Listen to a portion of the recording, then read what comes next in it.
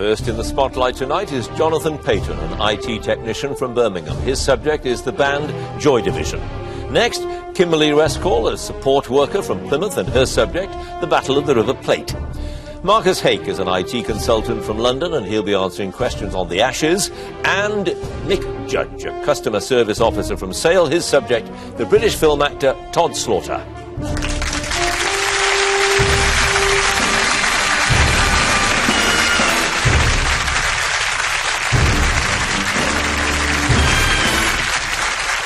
Hello and welcome to Mastermind with me, John Humphreys. As you will know by now, this is the quiz show that does not take prisoners. The rules are simple, but no quarter is given.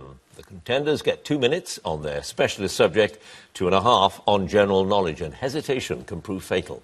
The prize is modest, just a glass bowl, but the honour of becoming the nation's mastermind is priceless, so let's get on with it. And ask our first contender to join us, please.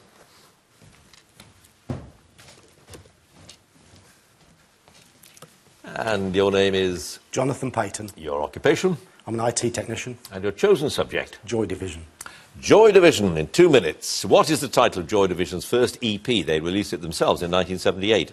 An Ideal for Living. Yes. Who became the band's manager in April 1978? He was played by Paddy Considine in the film 24-Hour Party People. Rob Gretton. Yes. At which studio in Stockport, run by members of the band 10cc, did Joy Division record their first album, Unknown Pleasures? Strawberry Studios. Yes. Under what name did Ian Curtis, Bernard Sumner, Tony Tabak and Peter Hook first perform in 1977? They'd recently changed their name from Stiff Kittens. Warsaw. Yes. Which single that did not appear on either of the band's albums was originally released only in France on the Sordide Sentimental label in 1980?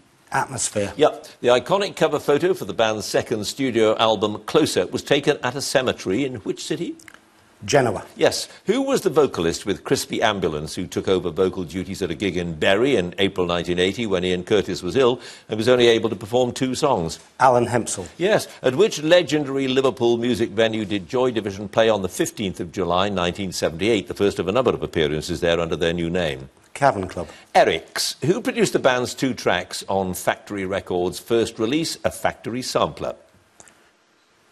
Tony Wilson. Martin Hannett. What's the name of the drummer who was replaced by Stephen Morris in August 1977, thus completing the best-known lineup of the band? Stephen Weatherdale. Yes, Ian Curtis first appeared on the cover of a magazine in January 1979. What was the name of the magazine? NME. Yep. 5,000 copies of the 1981 compilation album Still came as a deluxe version, with the cover being made of what material? Hessian. Yes. Who directed the 2007 film Control about Ian Curtis and Joy Division, having previously directed the video for Atmosphere? Anton Corbijn. Correct. At which university did the band play their last gig on the 2nd of May in 1980, 16 days before Ian Curtis committed suicide? Birmingham University. Yes. Which Joy Division track appeared on the 10-inch Virgin Records LP Short Circuit, Live at the Electric Circus, released in 1978? Everything Must Break. No, at a later date. And we're out of time. You have no passes. Jonathan, you've scored 12 points.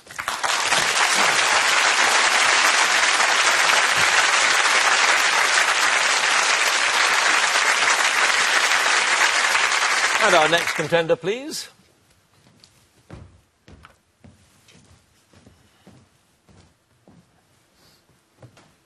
And your name is? Kimberly Rescall. Your occupation? Support worker. And your chosen subject? The Battle of the River Plate. Battle of the River Plate in 2 minutes. The Battle of the River Plate, the first major naval engagement of the Second World War, took place in the Plate estuary off the coast of Argentina and which other country? Uruguay. Yes. Who commanded the German pocket battleship, the Admiral Graf Spee, which was targeted because of its sinking of many Allied merchant ships between September and December 1939? Hans Langsdorff. Yes. On 17th of December 1939, over 700 officers and crew of the Graf Spee were transferred to a German merchant vessel shortly before the Graf Spee was scuttled to prevent her capture by the British. What was the name of the vessel? Pass. Who commanded Force G, the Royal-Navy hunting party that engaged the Graf Spee in the Battle of the River Plate? Commodore Harwood. Yes. Who was the captain of HMS Exeter? He used a chain of messengers to maintain helm control after the ship's bridge had been damaged and he had moved to the aft control position. F.S. Bell. Yes. What was the name of the French liner which, along with the cruiser Uruguay, witnessed the Graf Spee firing 2 salvos at the Ajax at 19:15 hours? Pass. Who was the captain of the Altmark, the Graf Spee's supply ship, who ignored Langsdorff's orders and kept 299 British seamen prisoners on board until they were rescued by HMS Cossack on the 16th of February 1940? No. Pass. What post did Frigate and Captain Paul Asher hold on the Graf Spee? Radio. No, gunnery officer. After the scuttling of their ship, most of the crew of the Graf Spee were interned in dormitories of which building in Buenos Aires, while the officers and senior ratings were at the naval arsenal close by? Prison. No, in an immigrants' hotel. Which of the three cruisers that engaged the Graf Spee in the battle was attached to the New Zealand division of the Royal Navy? Achilles. Yes. What three-letter code was transmitted by British merchant vessels as the standard distress signal indicating that they were under attack by a surface raider such as the Graf Spee? RRR. Yes. Langsdorff committed suicide, having left a note stating that he had scuttled his ship to prevent her from falling into enemy hands. Who attended his funeral as the representative of the Graf Spee's British prisoners? Francis Drake Millington. No, it was Captain Charles Pottinger.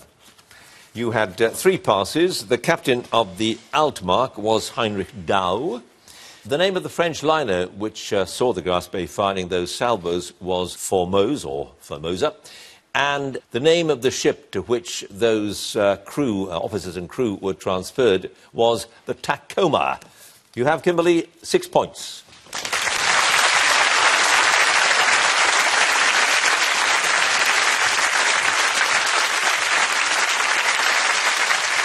And our next contender, please.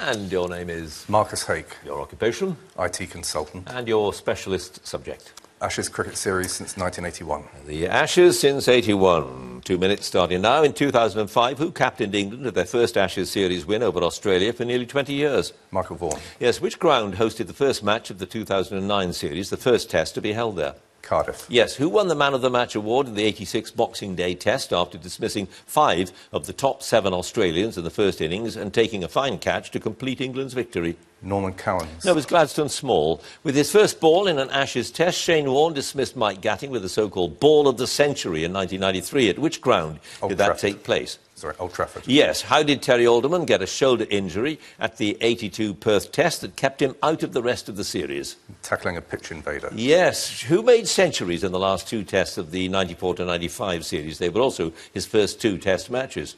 Greg Blewett. Yep. By what margin did England win the Headingley Test in 81 after they'd been forced to follow on? 18 runs. Yes. When did the last Ashes series, to consist of 6 test matches, take place? 1997. Yep. Who scored 766 runs in the 2010-11 series, the second highest total ever by an England batsman in Australia? Alistair Cook. It was. Who captained England in the first test of the 1990-91 series because Graham Gooch was recovering from an operation? Alan Lamb. Yes. Jack Richards made his debut in the opening test of the 1986-87 series, becoming only the second player from which county to play test cricket for England? Sorry. Cornwall. Which England bowler took 17 wickets in the last 2 matches of the 85 series? England won both games by an innings. Richard Ellison. Yes. Which Australian bowler who'd been playing for Fleetwood in the Northern Cricket League was called into the Test squad for the 81 Old Trafford Test because other players were injured? Mike Whitney. Yes. On the 98 to 99 tour, Alex Stewart called heads at each of the 5 tosses. How many of the tosses did he win? None. Yes. England won the 82 Boxing Day Test by 3 runs. Which slip fielder deflected the ball, allowing Jeff Miller to catch Jeff Thompson off Ian Botham to seal the victory? Chris Tavray. Is correct. No passes, Marcus. You have 13 points.